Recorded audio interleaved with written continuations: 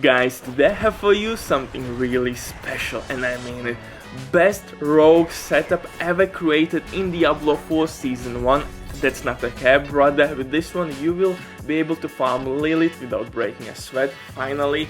Of course, clear tier 100 nightmare dungeons, and on top of that, earn some gold. You will be able to carry not only your friends at tier 90 dungeons as a speedruns, but also randoms, and this setup will earn you money, earn you gold, and the reason is quite simple, my bastard, beautiful bastard, crazy DPS. We push this setup to absolute limits. We can reach 150 mil. That's overkill, so you can reroll some aspects for more survivability if you need it, but in my eyes, more DPS results into more defense. In a sense, you got the point, you're killing much quicker enemies, they can't deal damage to you, so in a sense, you are surviving by killing enemies quicker.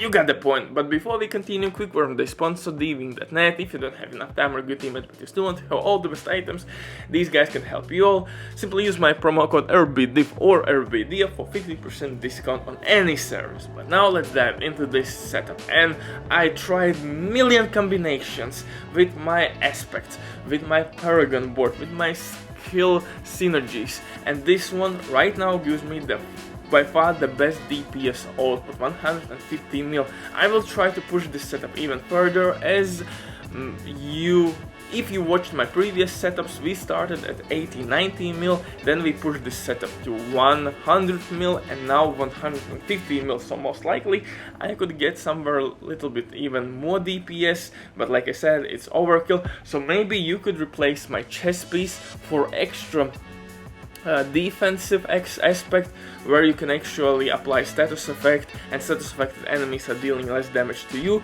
Again, it depends on your preference, but I think more DPS is better. You are killing enemies much quicker. Well, shared misery is absolutely must have, and I still haven't found perfect roll. 48, it is okay, but 50, I just can't find shared misery aspect. On my pants, of course, I'm using defensive aspect, getting shrouds, dark shadow shrouds, those give me extra damage reduction. My boots, frozen boots, panthers, you know the drill. Accelerating aspect on my crossbow. Crossbows will give us crit damage, it's really important. All stats, dexterity, vulnerable damage and crit damage are the attributes you should look for on your crossbow. All stats is absolutely mandatory, guys, to reach those breakpoints at your Paragon board or in your Paragon board. On my rings I have Blade Dancer aspect. Since we are using twisting blades, it's absolutely must have. Brutal Heart, which gives us 20% damage reduction, and this one, guys, this aspect, Pestilent Points aspect, is nasty. My every third cast will be with Poison Imbuement, which has 150% potency. This is giving me damage. This aspect right here is boosting my damage through the roof, especially with increased attack speed. We are stacking that poison really quickly. On my amulet, of course, I have 3 ranks on all imbuement skills that pushes my poison damage even further.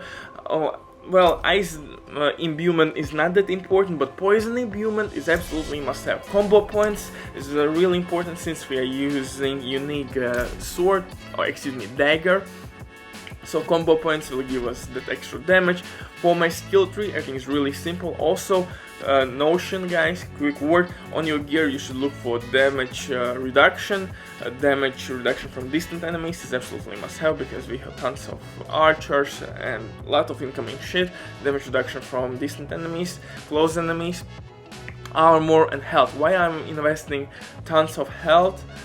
Because Siphoning Strikes receives a buff, and actually it can heal me a lot, and as you saw in my skill tree, the heal is quite huge, because my health pool is crazy, and if you will drink potion which can increase your health by 30%, oh man, you will be immortal. So that's the reason why actually I'm not using extra armor or more defensive aspects.